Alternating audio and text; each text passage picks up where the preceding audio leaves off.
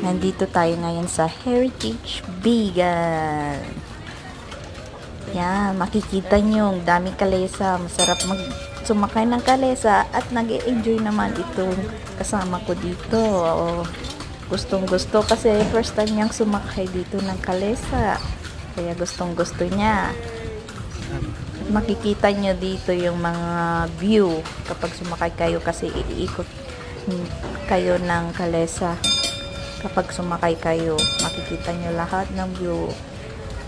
Yan, ang ganda, diba? Yan, makikita nyo. Diba?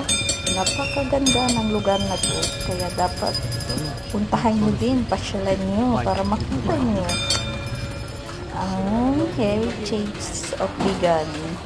Yung makikita nyo yung mga lumang bahay. Diba?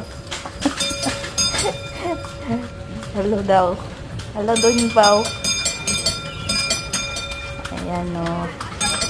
Marami na din nagbebenta doon sa mga gilid-gilid. Maraming mga tao na mamasyal dyan.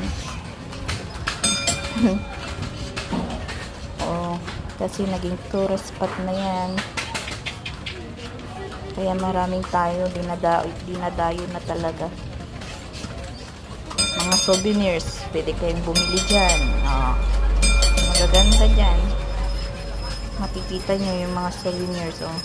Marami na din pumupunta dyan mga foreigners.